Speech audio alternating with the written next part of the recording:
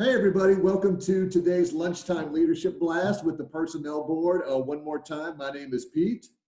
And I'm Yumika And Terrell. we work at the Personnel Board. We're glad to have you today. We're just going to have just kind of an open dialogue today. So if you want to go in the chat box and share some information or ask some questions for us, we'll have those answers for you. Let me go ahead and start by just saying this. The Personnel Board is open. Isn't that right, Yumika? We are open. And we are working and we're doing everything. So even though we're not physically present, we wanted to make sure everybody knew that all of our services, from classification and compensation to employee relations, training and development, we're doing these things right now. Our business systems group, our IT group, everybody is still working at the Personnel Board. So we wanted all of our partners out there and all of our agencies to know that we've got all of our phones forwarded, we're checking our email every day, and we're working from home. So one of the things I thought we'd kind of talk about today, Yumika, is a little bit about what type of jobs are happening right now. And some people might think, oh, there's no jobs open right now. I'm sure that the board has shut everything down.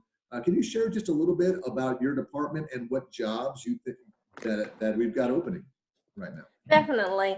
So we are still posting jobs regularly.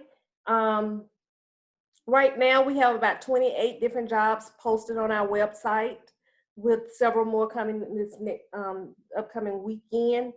And instead of trying to name all 28 and you forget what I say once we end this webinar, I definitely would like for you to just go on our jobsquest.org website.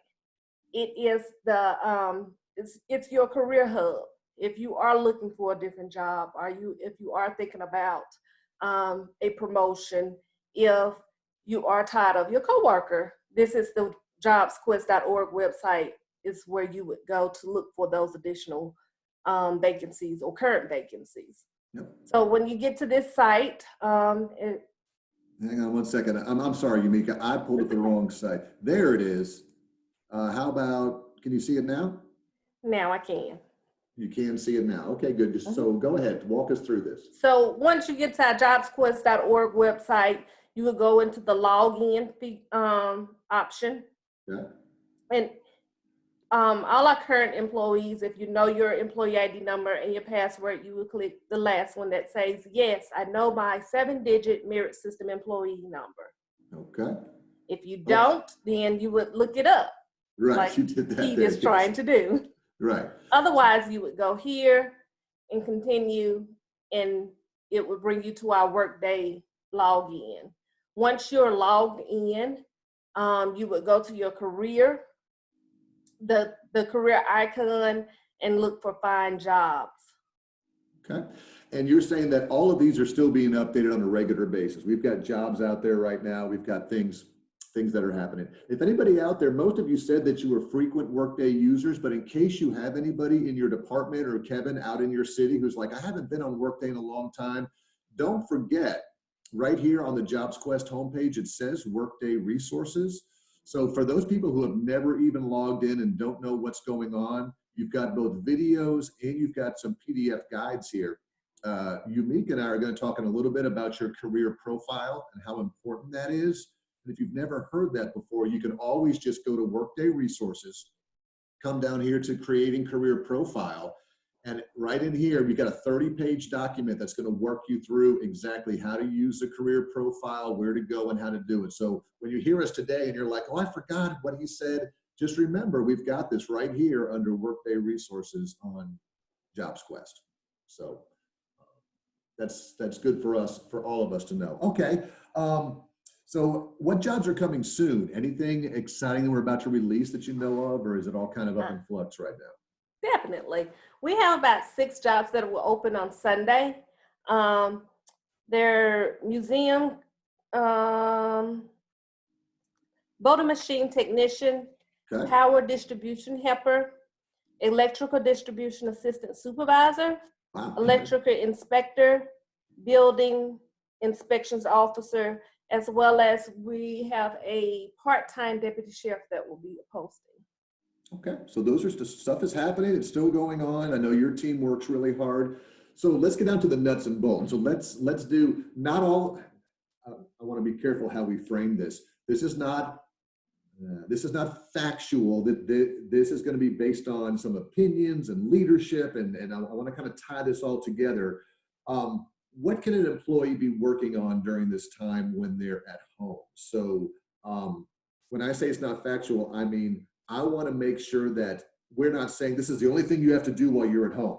Like, I'm at home and stop what you're doing and work on this stuff instead. What I want to say is, if you're working remotely or if you've got free time, there's some things you can be working on, such as perhaps your resume. What do you think about that? Definitely. I would definitely say take this opportunity to invest in yourself. We're all always talking about QT, some quiet time, some me time. So now that you have that mandatory quiet time and me time, Yeah. I want you to set some of that time aside to invest in yourself. Think about tasks that you have been performing over the last couple of months that are not included in your work history, that are not included on your resume. Take this time to update your resume with additional tasks that you've been performing or responsibilities that you've been given, and highlight them on your resume. So in the future, if you need to post your resume, also not only just updating your resume, but attaching it to your profile. Mm-hmm. As you all know, we do have a career profile. So once you make those changes on your resume, go into your profile and add those additional tasks and responsibilities, because we serve several jurisdictions and we don't know if they look specifically at the resume or if they go to the work history section. So I would definitely encourage everyone to have something inside of their work history and attach a resume. And that's a really big culture shift for a lot of people in the merit system, Yumika, because in the past, it's always just been, we'll just write it in the application. If you want to attach a resume, you can, but people don't really look at it. The shift is now, if you have a resume attached, most places are going to want the resume. Right. So that's a culture shift, where in the past, applying for merit system jobs, you may have just gone, as long as I write it all in the application, I'm fine. You're telling us that the resume is almost a must-have. Right. And with working with the jurisdictions, we do notice that they tend to pull resumes from the list of applicants that we send them. Yeah. Robert Jones makes a good point here. He says applicants need to ensure that the questions or the MQs that are asked during the application process need to be verified in their actual applications. You and I were talking about that yesterday, which is, all right, what do I put in my application? You know what? I'm going to be simple. I'm just going to cut and paste whatever the MQs are, and I'm just going to cut and paste that right into the application. Is that a good idea? No, that's not a good idea. Tell me why. As a matter of fact, I would definitely say do not do that. Okay. We even have a statement on our announcements indicating that if you copy and paste, your application will be deemed not qualified. Okay. So leading to that point, I would definitely just want individuals to think when they're doing their resume or their application for a specific position, that they think about three things: emphasize, elaborate, expound. So you want to emphasize on things that you're currently doing, the tasks that you're performing. Emphasize that by expounding on it. Give us a detailed description of what you are doing in that capacity, as well as expound. More is better. More is better than less. So always think about those three things. Have you covered everything in your job details? Also, to piggyback off of what Robert was saying, when you're filling out an application, sometimes people think that some tasks are very small, so they don't include them in their job details. When we're screening applications and applicant services, we are looking at the minimum qualifications that are presented on our announcement. And then we go to the application and we read the application as well as the resume to identify those specific tasks that will lead us to be able to determine that you have gained the experience for that minimum qualification. Yeah, because the last thing you want is when you know you're qualified for a position that you're applying for promotion or transfer, or whatever. You know that you're qualified. You see the minimal qualifications, but somehow it doesn't translate onto the document that you're, so you need to be very, again, expound, be specific. Don't just assume that everybody who's reading your stuff knows how great you are. You need to put as much in there as you can. Definitely. Yeah, good points. Definitely. Billy keeps bringing up some stuff about cover letters. I have an opinion. I don't have anything based on facts or data. Have you seen a lot of people putting in cover letters with resumes in our system, or what's your history on that? I have not. And again, as far as screening applications, we don't look at the cover letter.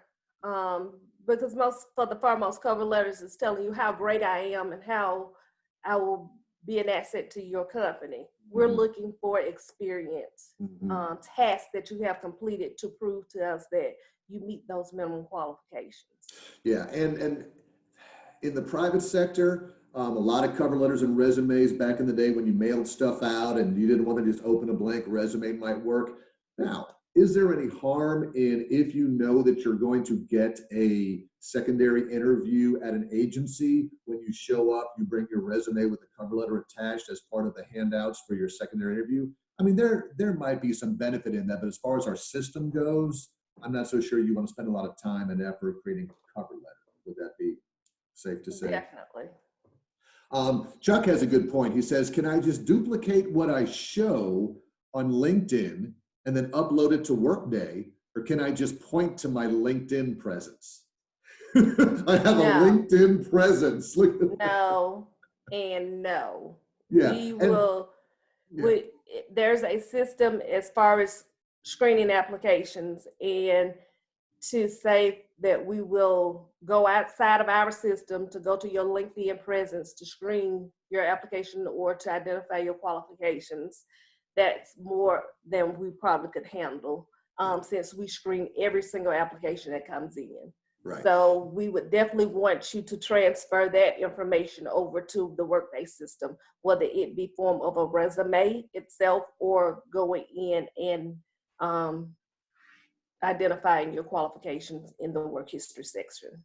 Yeah, I would agree 100%. I mean, you need to use our system and our processes. However, again, depending on what the HR departments do, and Kevin, you might know this as well. Once you get invited to a secondary interview, are they perhaps, before they bring you in, pulling up your LinkedIn profile, Googling your name to see what's out there?